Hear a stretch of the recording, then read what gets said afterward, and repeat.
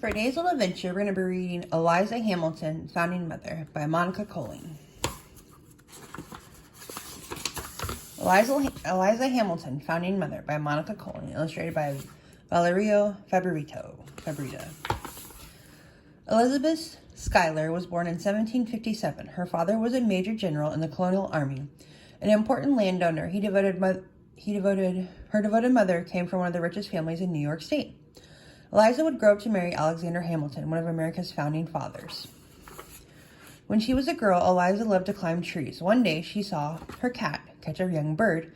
"No," yelled Eliza. She rescued the bird. Eliza cared for the little orphan until it was well enough to fly again. Eliza often brought the outdoors inside. One day, she had something surprising in her hat. "Snake!" her sister screamed. "Take it outside," Eliza ordered her mama. "Now!" At mealtime, the family talked about the news of the day. One evening in 1775, Eliza's father announced a shot was fired in Lexington, Massachusetts. "What will happen now, Papa?" asked 17-year-old Eliza. "We will go to war with England," said her father. It was the start of the American Revolution. Important people often ate at the Schuyler home. Benjamin Franklin visited in 1776. On a walk with the family, he saw Eliza scramble up a steep hill. "She's a bold soldier," he said. Eliza was strong. One day, a young soldier named Alexander Hamilton came with a message for Eliza's father. He stayed for dinner, too. Alex talked about his many ideas for making a new nation, a country not ruled by a king. General Schuyler listened. So did Eliza. The American army was camped for the winter near Morristown, New Jersey. Eliza was staying nearby with her aunt and uncle. At a party, she met Alexander again. They met many times after. Soon they grew close. On December 14, 1780, Eliza's family stood near as she and Alex were married. Alexander was an orphan. Eliza's large and loving family welcomed him as one of their own.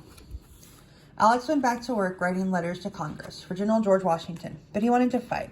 In 1781, he led an attack at Yorktown, Virginia, that helped end the War of the Colonies. 3 months later, back at home, Eliza gave birth to their first child. Eliza and Alex had a son. They named him Philip, after her father. Alex came home a hero. He got work as a lawyer. In Lower Manhattan, where their family lived, Eliza kept busy with their family. She also helped Alex with his political career.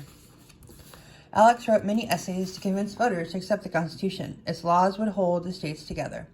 Eliza read what Alex wrote. Her wise advice helped him write more clearly. On April 30th, 1789, George Washington became the first president of the United States. He chose Alex to be the first Secretary of the Treasury, the manager of the money system. Eliza ran the household. She was smart about stretching the little money that came in. She had to be. The Hamilton family was growing. Besides her own children, Eliza had welcomed 2 needy children into her heart and home. There were many mouths to feed. Then tragedy struck. November 23rd, 1801, Eliza and Alex's oldest son, Philip, was 19. When he fought a duel, this was a gunfight to defend one's honor. Alex told his son, "Don't aim to kill," but the other man shot to kill. Philip was dead. Eliza's heart was broken, but more losses were to come. Her second child, Angelica, broke down at the death of her favorite brother. She never recovered. Angelica would be under a doctor's care for the rest of her life. Eliza had already lost her sister, Peggy. Then her mother died in 1803. Perhaps the hardest blow came on July 11, 1804, when Vice President Aaron Burr didn't like what Alex wrote and said about him. Burr challenged him to a duel. Alex took the advice he had given his son. Burr shot to kill. Alex died the next day. Eliza prayed to be strong. She needed to be. Alexander had left debts. Their beloved home, called the Grange, had to be sold. A few months after Alex died, Eliza lost her father, too. He had left her some money. With it, she bought back the Grange. Eliza wanted to make a difference in the lives of homeless children. Her friend Isabel Graham also had a heart for orphans. In 1806, along with a few other women, they started the Orphan Asylum Society of the city of New York. They raised money and bought a house. Their children without family could live. The 2-story house in Greenwich Village, New York City, was home to 16 orphans, but soon the house was too small. The women raised more money and built a bigger orphanage. Eliza was its first vice president. In 1821, she became its president. The orphanage later became a place that helped children and families in need, and it still exists today. Eliza wanted every child to know how to read and write. She also wanted history to remember her husband. In 1818, she opened the first school in Washington Heights, New York City. She named it Hamilton Free School.